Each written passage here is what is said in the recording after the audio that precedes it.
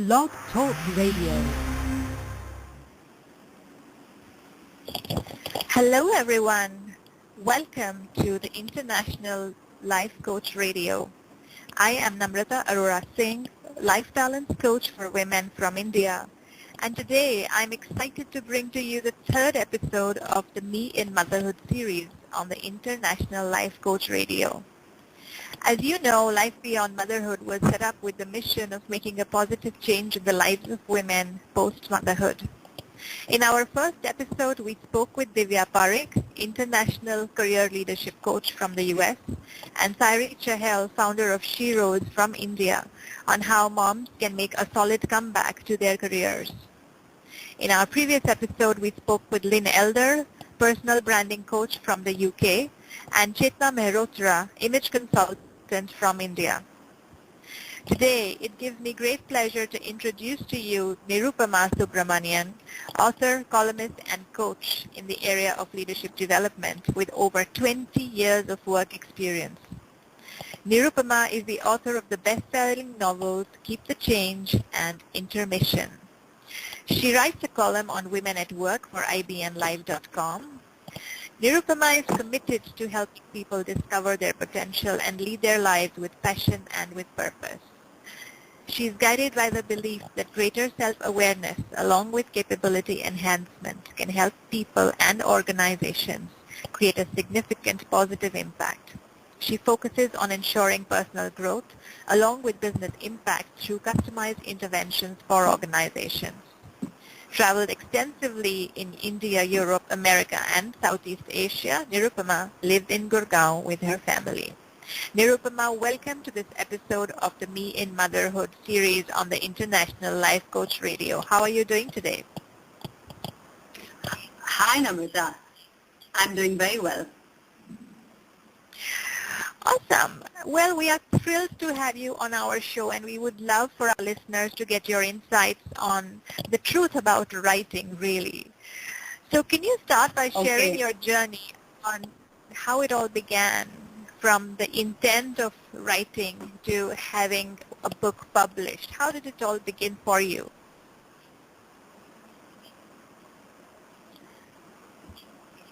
Okay, so it's been a very interesting journey. And so actually it started pretty early back when I was a child. I've always been interested in writing. I've written little poems, short stories, and I thought that someday I would write. And never really thought about writing a book until a few years ago. So I've published here and there, but writing a book seemed to be kind of a dream that was beyond my reach. In 2008, I found myself with some time in my hands. You know, there was global recession, which proved to be a blessing in disguise. I had an idea.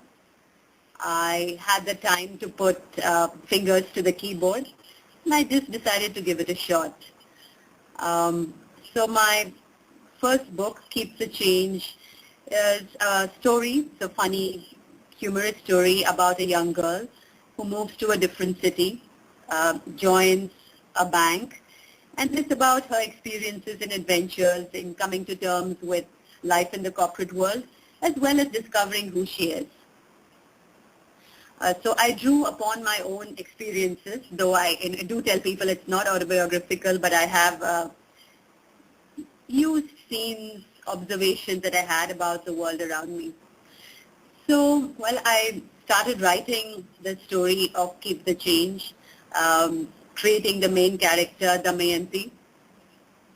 And luckily for me, the book just flowed. I wrote 12 chapters. I was a fairly secretive writer. I didn't tell the world. I didn't tell anybody else. After writing for some time, I wondering whether it was any good at all. Did it make sense? So then I thought I'd show it to some publishers. I was fairly lucky that two publishers showed an interest in the book.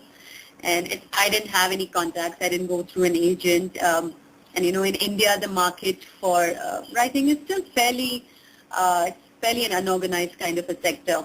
There aren't too many agents. And it was commercial fiction, so I didn't really know how to go about it. So I just dashed off emails to two publishers and sent sample chapters and a little bit and a synopsis. And I heard back from to both of them, both very well known publishers, Penguin and HarperCollins. And in the period that I was waiting to hear from them, I actually ended up finishing the book, almost. Publishers do take a long time to get back, which is what I realized, especially for first-time novelists. And when they got back saying they were interested, I was almost done with the book. And I had a talk with my editors and figured out the one I'd like to go with. And yes, the rest is, as maybe I should say, rest is history. I signed my contract in 2009 and the book came out in 2010. And I think I was lucky. The book did very well, so it made it to the local Indian bestseller list, got nominated for an award. I think we sold about 30,000 copies in about 3-4 months, which I believe was very good. And so finally I could say I was an author. Wow. And did you at any point in time feel that you did not have adequate tools or techniques to write when you initially started writing?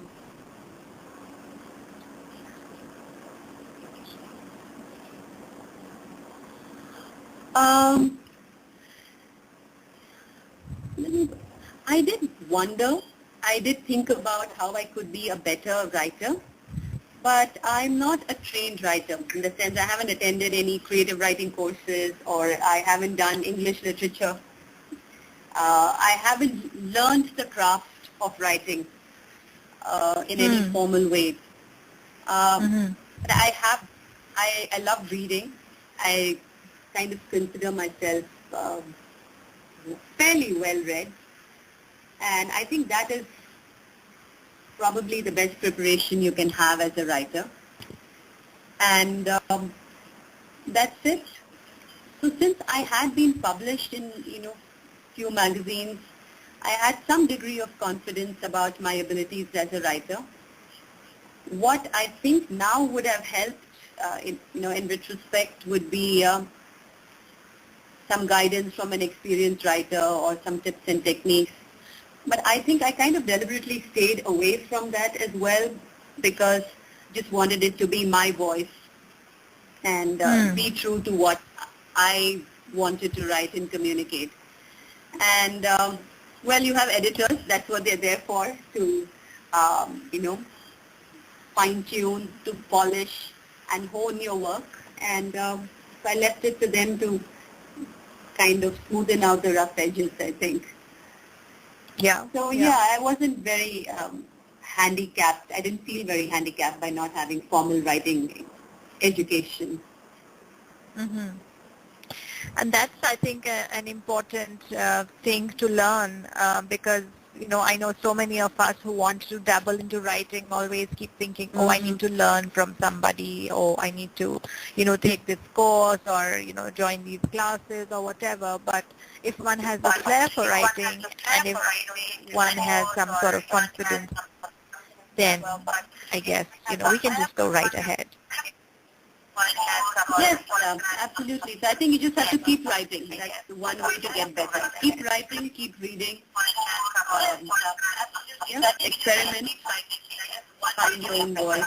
I think that's important.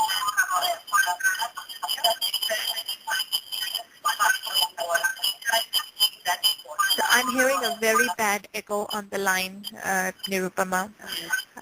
Yes. If you could maybe see if there is a need to redial or perhaps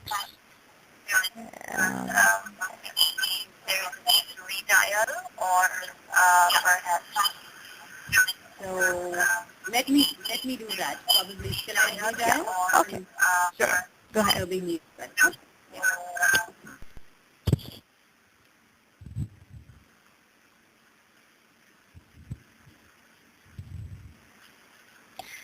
So continuing with what Nirupama shared, one of the things I really found very inspiring was that she chose to start writing at the time when there was recession. And I know so many of us go through these phases in our careers and in our lives when we feel, oh my God, nothing is really working out and this is the end of the road, or you just don't know what to do.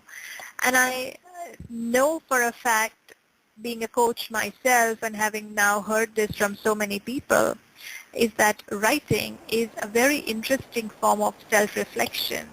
And I think beginning to do that at a time when one feels that things are not looking up is a really good way of keeping afloat. And I really like that bit that Nirupama mentioned about the timing when she really started to write. And are you back, Nirupama? Yes, I Okay, am awesome. back, and I'm Much just better. hoping you can hear me. Yeah, Yes, without the echo. absolutely. There is a very faint echo, but it seems to be better. Yeah, good. Okay. Okay, tell me, Nirupama, what do you think are some good reasons for someone to start writing a book? For instance, if I have a business, or if I am in a career, or if I'm in a top leadership position in an organization, what is a good reason for me to write a book so that people would want to read it? Okay. So I know one thing which is probably not a good reason, and that's money. That is probably not the reason why people usually start writing or should want to start writing. What is a good reason is, I think, just the desire to express yourself. Firstly, it's a creative pursuit. It's an outlet for your thoughts, feelings, emotions, views, opinions, and what I have seen is that's really the one big reason why people want to write. The second reason is wanting to communicate something which you think is important, interesting, useful for people to know. Right? And the third is just writing for the sheer joy of doing a craft. The process of writing itself is something that could be nourishing, cathartic for many people, and enjoyable. So for me, I see these are the three big reasons why anybody should want to write. It also depends upon the kind of book one is writing. So I find there is a distinction between writing fiction and non-fiction. Fiction is usually a very creative process. You delve into imagination. You create worlds, characters, and I find the process is very different. So I think fiction for me is really a part of its self-expression, exploring your own creativity, and telling a story. Really, why do people want to tell stories? So that's fiction. In non-fiction, it's usually about wanting to make an impact on people, share something useful, valuable, meaningful, a new idea, a thought, a different way of looking at existing things. So those are usually the reasons for non-fiction. And of course, there are people who write autobiographies and memoirs. Their reasons are probably different. But I think anybody who writes a book needs to first be clear as to why am I writing. And that, I think, helps you to stay grounded. It also gives you focus, and it tells you where you should be spending your energy. Right? So for me, I think the reason I wrote was really looking at it as a creative pursuit. I think I have fun while writing. I enjoy the process. I use it as a way of self-expression. I love the process of creating worlds and characters and giving them dialogues to speak, making them come alive on paper. So I love the process. And I think getting published and having a good book and being successful as a writer, for me, is really the bonus. It's the icing on the cake. I probably would have been disappointed if the book was ridiculed or criticized, But I don't think that would have taken away the joy of the actual process of creation. Um, so it's also about aligning your expectations. And I remember reading in a book, and I think it was a P.G. Wodehouse novel. Now, he's a writer I really like and admire. I love his use of humor. And one of his books, I think one of his characters is writing a memoir or a book, and he says, one thing an author should understand is you can't please all the people all the time. And you're not in the business of, pleasing other people, and you don't write a book that everybody likes. Right. You just need to write a book that makes sense for you. I think that's in your best interest. And then after that, think about the audience. And well, that's my approach. I know a lot of people who also might do it differently and who say, hey, there's a market for this kind of a book and this is what people like, and let me write something along those lines. But I've seen that people who do that, maybe they'll probably do well, but they would probably not be the ones who would be, how shall I say, immensely successful in their own right. It's like writing fan fiction or something which is more derivative. And I think you might not get the kind of satisfaction that you do when you write to a formula.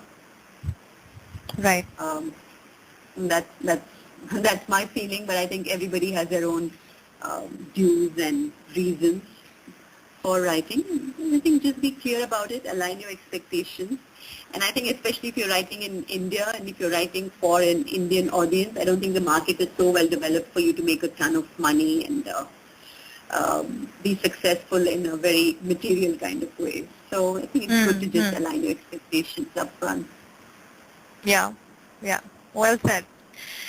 And tell me, when you started to write, and obviously it would have been a tough process the first time, just keeping up the discipline, and we are going to talk about writing, being a woman, because this is a show covering that too.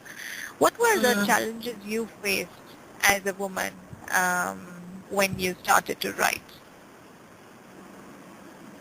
Yeah, so that's an interesting part, and I've also been thinking about women and women who are writing. And I know there are a lot of successful women writers for whom it's a career, right? So their job and their work is writing, and they probably do extremely well at that, right? So I remember reading Agatha Christie's autobiography where she says her publishers told her that you need to put one book out in a year, and for her that was a career. It's like some of us go to office to work. There are writers who go to their desk or their writing corner to work. And for them, it's probably much easier because they've made it like a job or a work, and it works for them. I think the challenge comes for people who are also writing. And for me, I think it was a bit of a challenge managing the home front. I have a daughter, and at that point of time when I started writing, she was about 7 years old, still young enough to want me around for some of the time. Plus, I do have work. I am a leadership development facilitator and coach. So while that gives me a certain degree of flexibility in terms of the fact that I don't have to go to an office or report into work every day, it can be equally challenging because then I have to be extremely disciplined about how I use my time. So I'd say one big challenge is making writing a priority. So I think if you make writing a priority, you find time for it. And probably what some women do, for whom writing is not a full-fledged profession or career, is put writing at the bottom of the priorities. And sometimes I've been guilty of doing that myself. And I'm seeing that happen to me over the last couple of years. There's my work, there's other stuff I do, there are household chores, there's being a mother, and somehow writing falls to the bottom of the list. And it becomes something that I do in the in-between times, which I think is the biggest challenge. It's how do I make writing a very important task for me or a priority for me. Um, so being disciplined, making it a priority, and carving out that time for yourself, for you to write. And the other challenge, and I think it's related to that, is I see writing as a spontaneous activity in the sense that I believe that you should be in the creative mood and you should really feel like writing where you are able to stop everything else and you rush. And I write on a laptop. I rush to my laptop and I start writing. And but unfortunately, if I wait for that moment to come, those are few and far between. And they don't come in as often as I would like them to or want them to. So that becomes another challenge. How do I have or change my mindset or my belief about writing? From, if I think of it as a spontaneous activity that needs to be done only in the moment, those moments are going to be few. And when I get the urge, probably I don't have the tools to write. And when I do have the time and the tools to write, I may not be in the space to write. So I think the challenge is how do I reconcile the two, and that's something I can't say I have an answer for, and I'm still struggling with. And every writer has their own style. Some go to a desk and do it regularly, some don't. You have to figure out what works for you, but it's not going to be really easy. Yeah, absolutely. And I did want to dwell on the space a bit more because I think, and I don't know, how many of the other budding authors feel about this, but, one of the challenges which I've felt, again, as a woman and as a mother, is where do I write? Where do I find that space? And many times it's the physical environment which also has a bearing on your own mental space, which you do need a lot of when you are writing and you are in that, creative mode.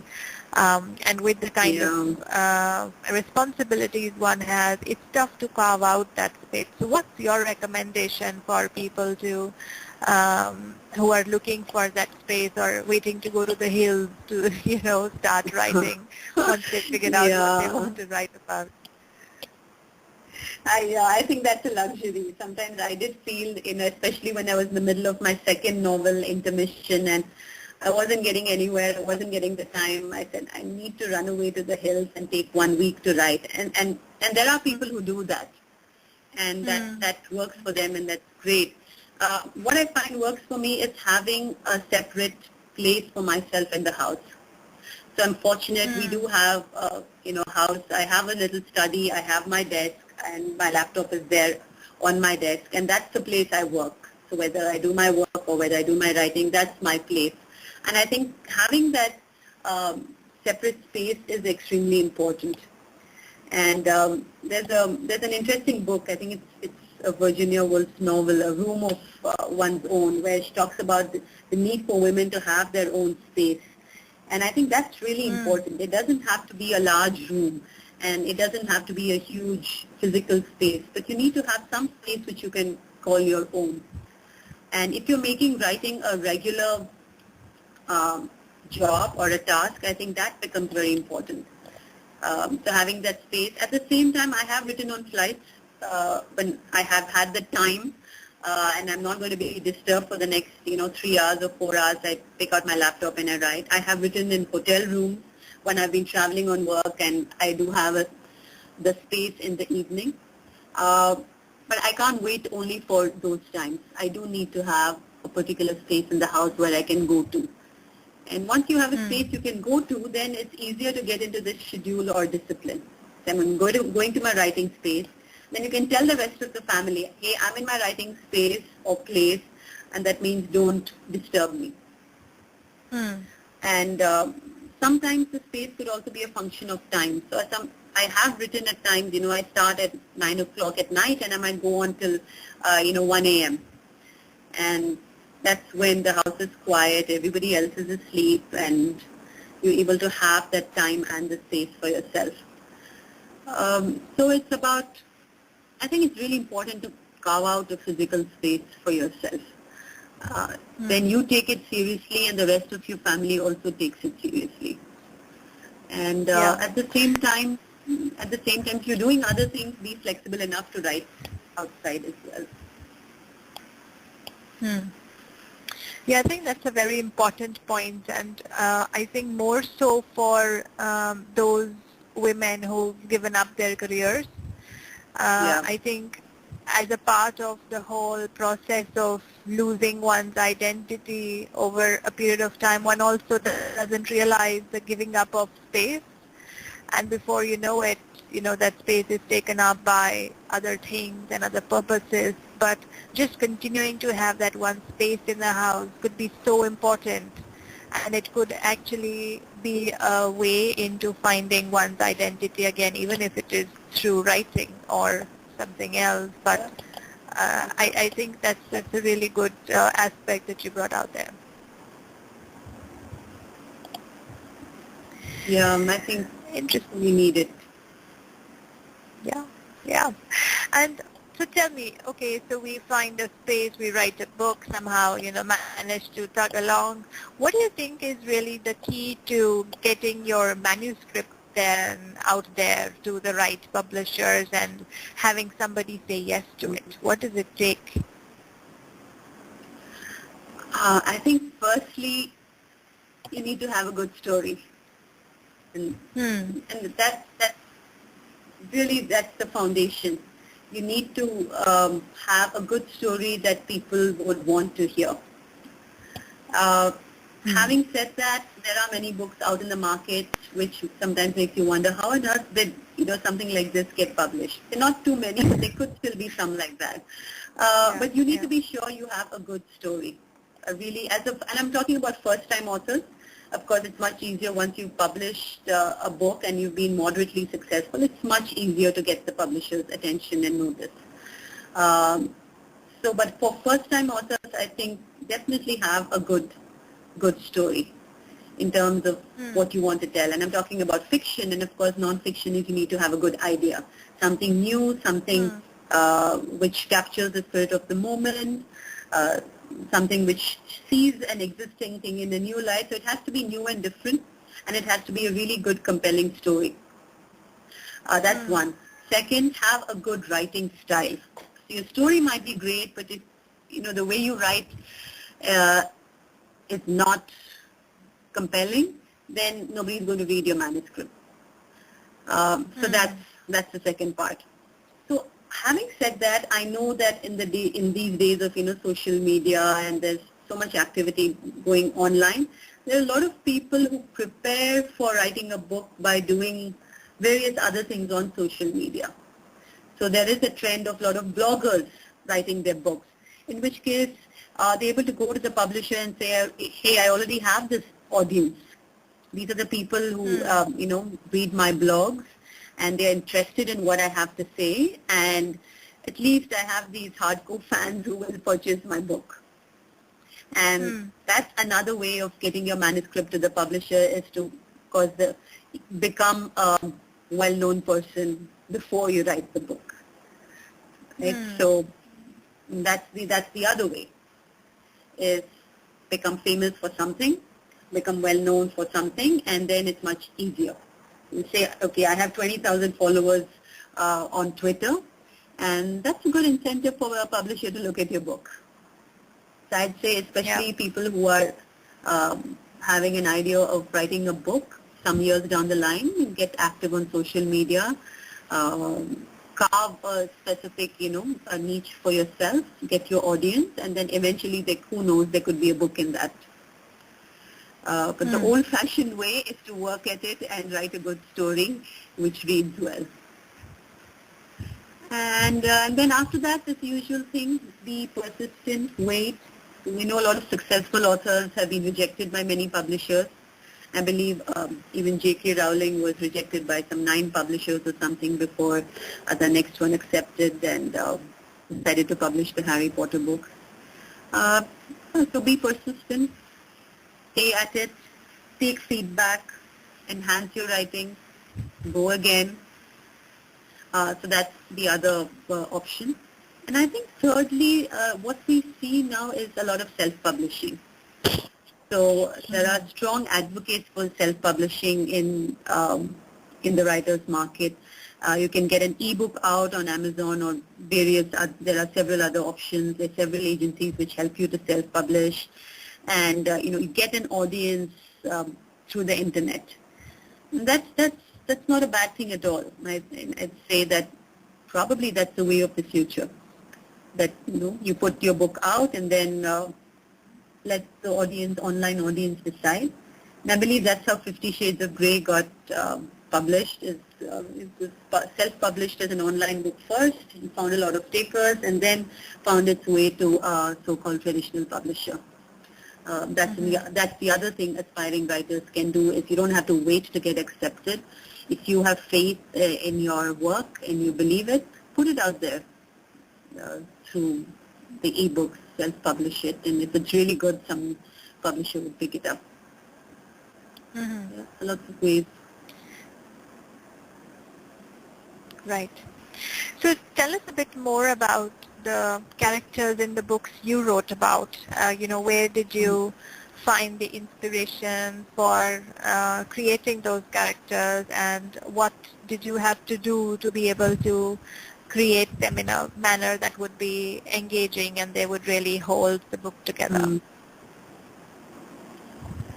Okay, so I think writers are very kind of attached to their characters in many ways, and I think my two books are quite different. So I'll talk about Keep the Change, where the central character is this young girl called Damayanti. She's in her late 20s. She's unmarried. She's a virgin. Basically her life is going nowhere, and she's languishing at home. And it's about how she moves to a different city, gets a life, and also discovers herself in the process. So I think some of the inspiration for that definitely came from my own life, though I don't see myself as the same character. I've had different experiences.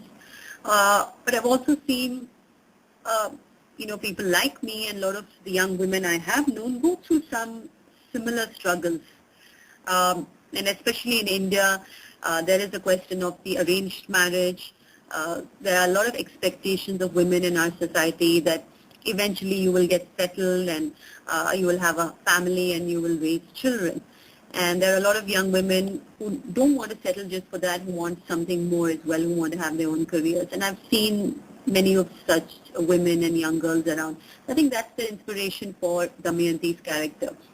The girls I've seen, some of my own experiences, and the way the society has been evolving. It's really about observing the world around you, and most of my inspiration comes from that, the world around me, combined with, of course, a little bit of imagination. And also the other characters in the book are people not very dissimilar from people you and I might know.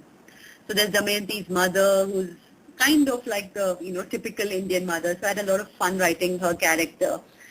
She's a typical melodramatic Indian mother who's wringing her hands and wailing and saying, "Oh my God, my daughter's not married." Then there is her flatmate, Damayanti's flatmate, who's a thin, beautiful, successful young girl, who's the typical foil to Damayanti, who's a little gawky, a little awkward, unsure of herself, and this other young woman is extremely fashionable and stylish. But in the end, we also discovered she has her own set of insecurities as well, and she's behind that glamorous facade. She is just as human as the other person. So I think I've seen girls like that, so that's where the inspiration comes from. And in my second book, which is Intermission, I think it's again the women I see around me. So one of the characters is Gayatri, who is a 40-plus woman, a career woman who's moved to India from the U.S. So she's successful. She's the CFO of an organization. But at the same time, she's not this domestic goddess. And there is her mother-in-law, who's again typical of many Indian mothers-in-law, who visits and looks down upon her because she can't make these perfect rotis. So again, I've known many women like that. And there's the other young lady, Sweetie Singh, who is in Intermission. So she is a typical Indian housewife, married at an early age, no idea of having a career or having her own life, but pretty much seems to be, and I'm saying seems to be content with being a good wife and a mother, but eventually she also starts wanting something more from life. Then my other main character in Intermission is the middle-aged man. He's Varun Sareen. I realize I've been talking about the women because I think I find them more interesting and probably women I can resonate with. But even Varun Sareen, he's a 40-plus middle-aged man and setting up his own organization, moved to India from the US. And I see a lot of people who are like that around me, especially in the community where I stay. And going through a midlife crisis, trying to figure out where his life is going and trying to keep his relationship intact. So I think different people, world around me, part imagination, observation. For me, that's really the source of inspiration. Mm-hmm. Awesome. And how do you really make sure, Nirupama, that your writing reaches the intended audience? So when you're writing, books like these, obviously you have these women in mind who would benefit from reading these stories or who would, perhaps learn something or find these useful or even amusing, so to say. How do you make sure that, your message is really going across and you are able to reach the right kind of audience? Yeah, I think first is for you to decide, if at all, who is your audience. So interestingly, Keep the Change is a more of a chick lit book. It's pitched at women. But I heard from my publisher, especially during the book fair when it was displayed, it was picked up by a lot of men. Probably because it has it has a young woman on the cover. But I realized that, anybody can pick up your book and read it, at least my book, which is what I believe.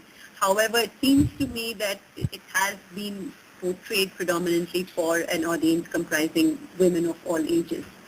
So that for a particular kind of book who's going to be your typical audience. If it's a young adult book, we are young adults, and you do things that will reach young adults. If it's a more mature audience, then you have to figure out, ways and means to reach that audience. So one, figure out the audience. Secondly, I think it's very important for you to collaborate with the publisher in deciding how you're going to market it. And the ways and means and the different channels for marketing your book. And in many cases, the publisher does it. They do some amount, but again, they have so many books to sell and market that it's difficult for one book, especially for new authors, to get all the attention. So yes, the distribution is definitely the publisher's role.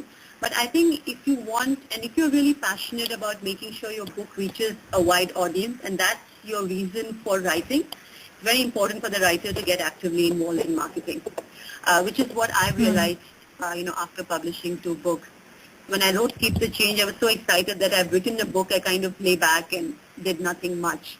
And my publisher did do some stuff.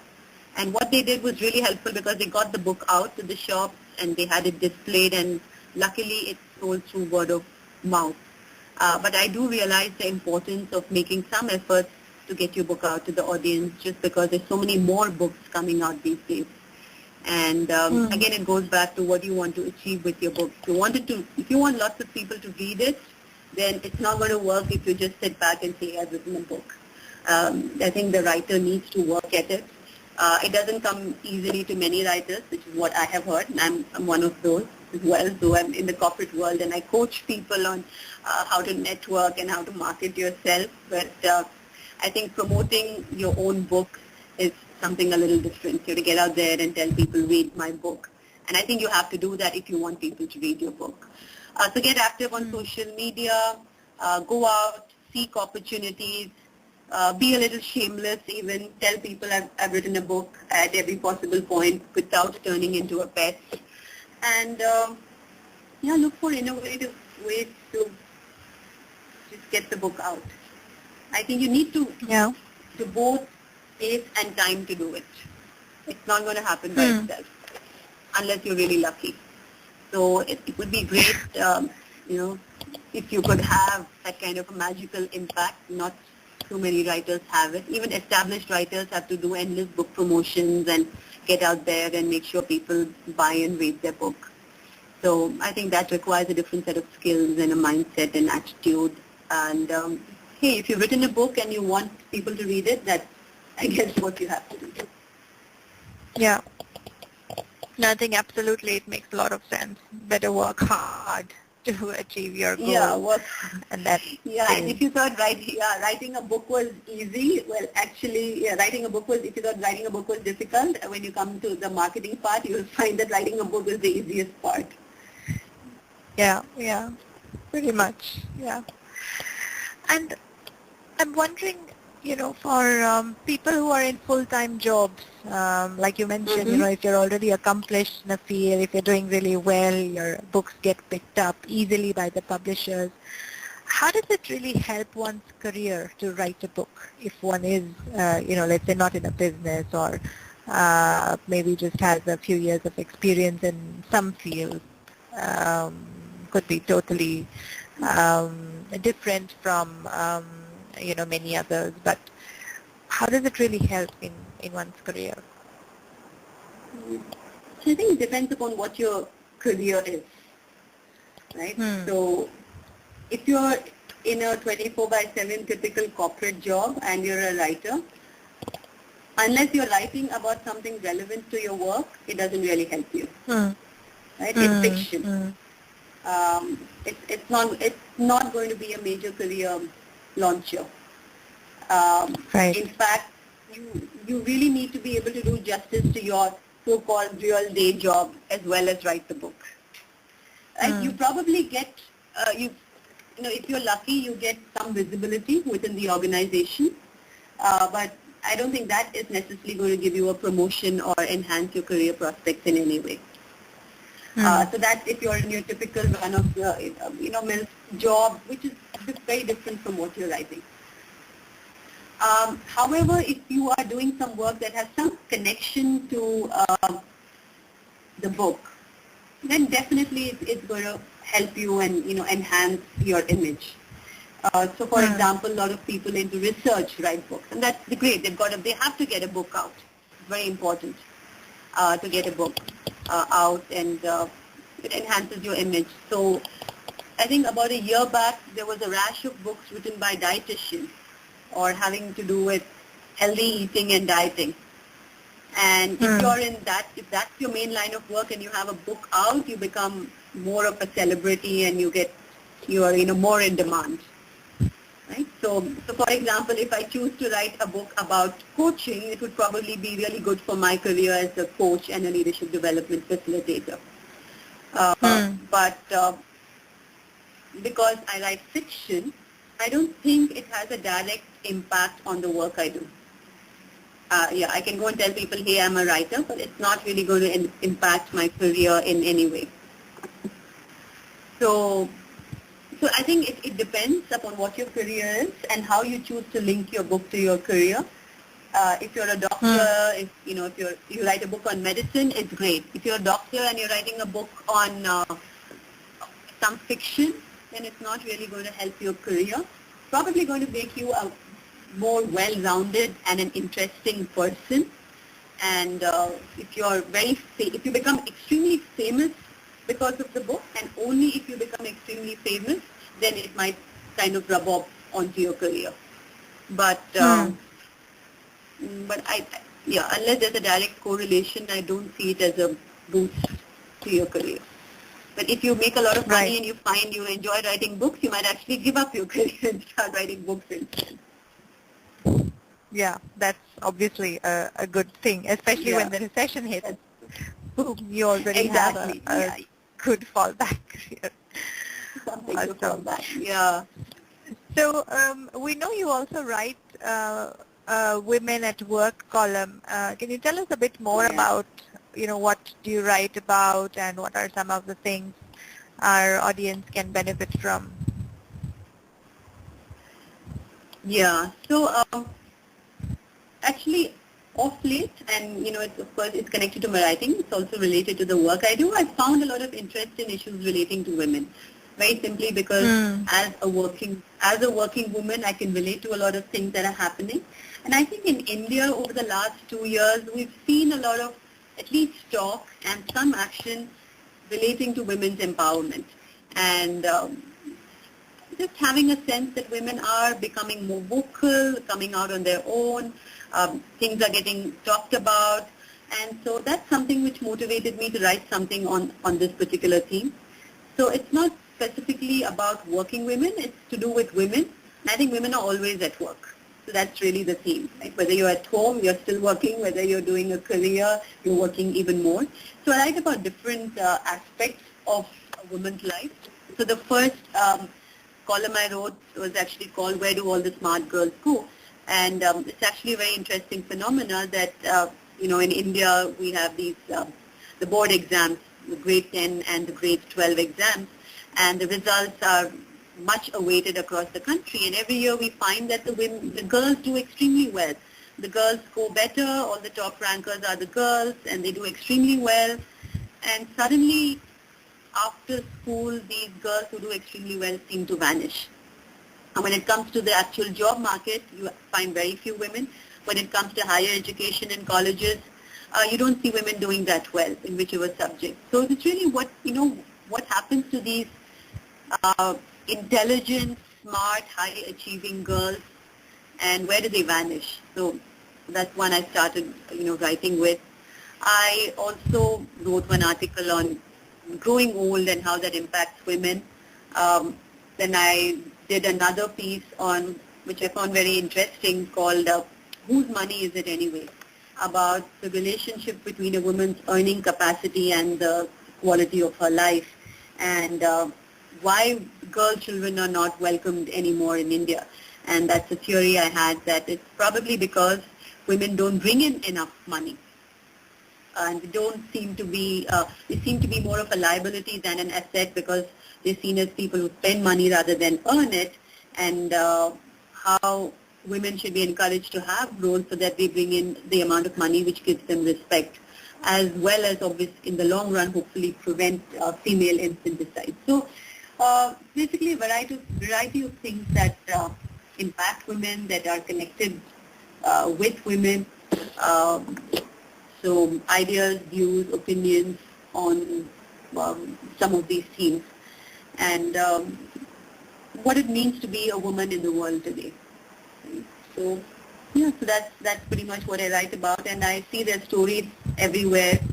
People are doing interesting things. There are ironical, strange things that happen with respect to women in India. We respect them, we don't treat them well. I think it's a very, very interesting space, and I don't think I'm short of things to write about in terms of women and working and their lives, really. Yeah, absolutely. Couldn't agree more. And I'm wondering how you keep up with all the writing.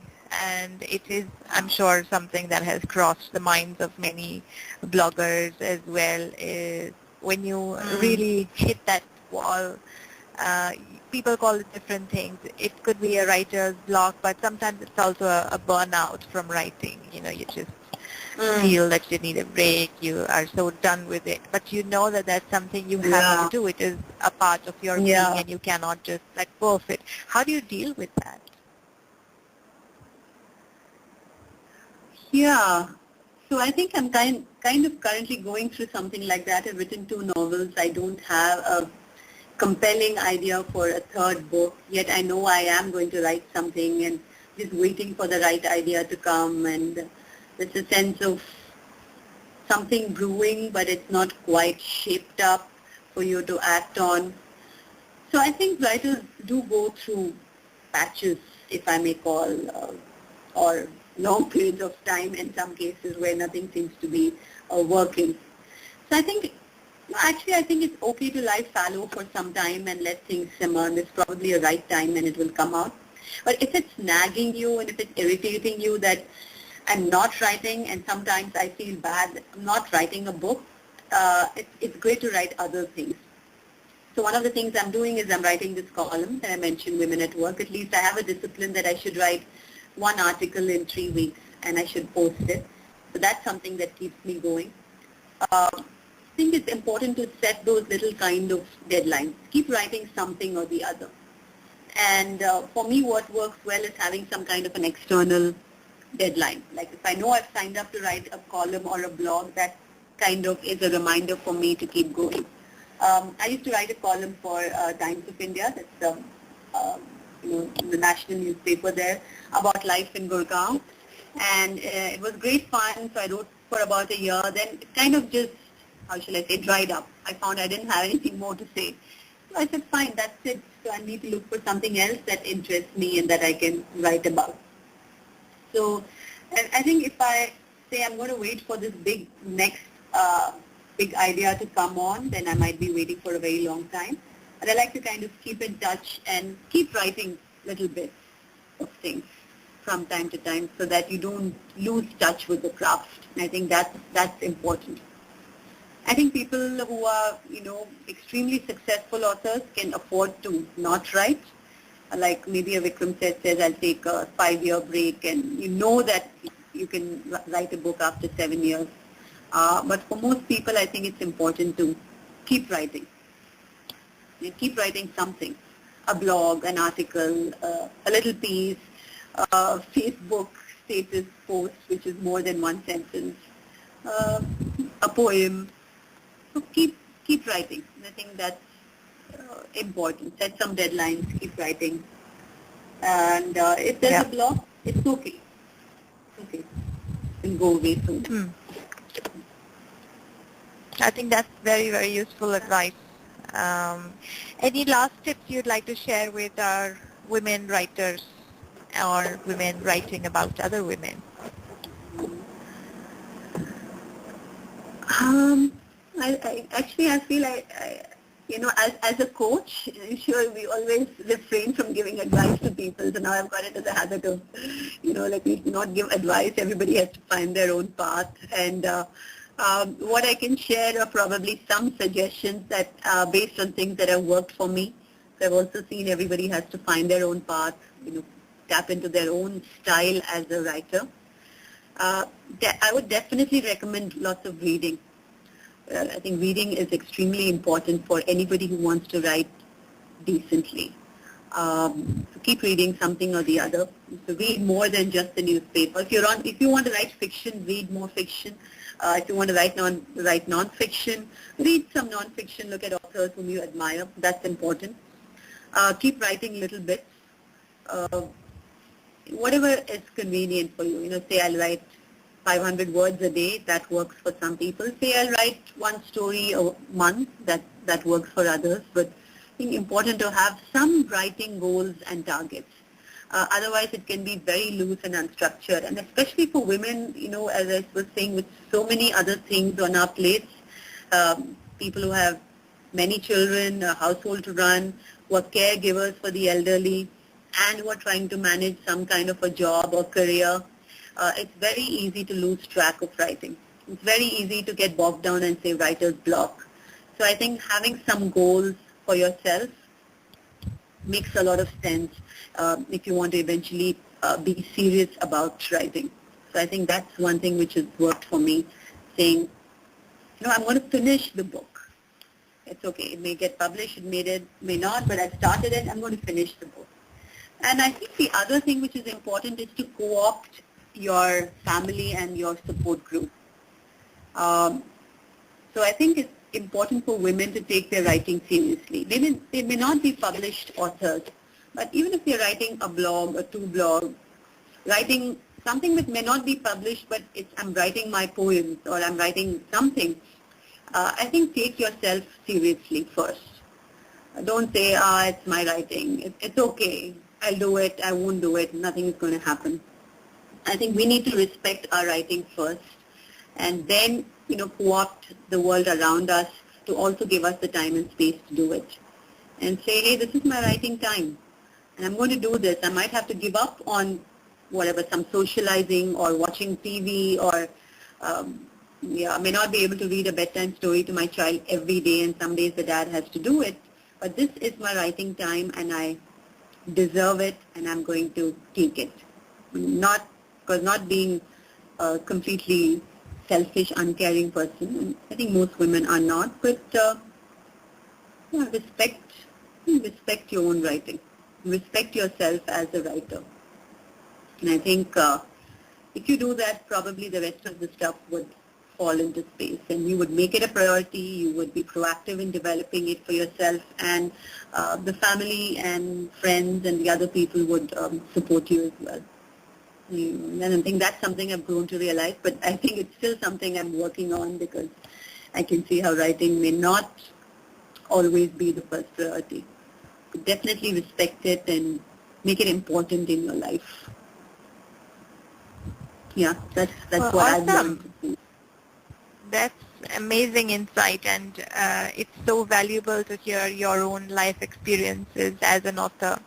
And I'm sure our audience have taken away the 2 key tips of read, and write, and do not stop. Yes. Just, go right ahead and find a way to get through it with the discipline. So thank you so much for joining us today, Nirupama. It has been an absolute pleasure hosting you on the show, and I do look forward to speaking with you again. Thank you so much, Namrata. It's been lovely being on the show, and I just want to wish all the writers there all the very best for their writing. Thank you so much.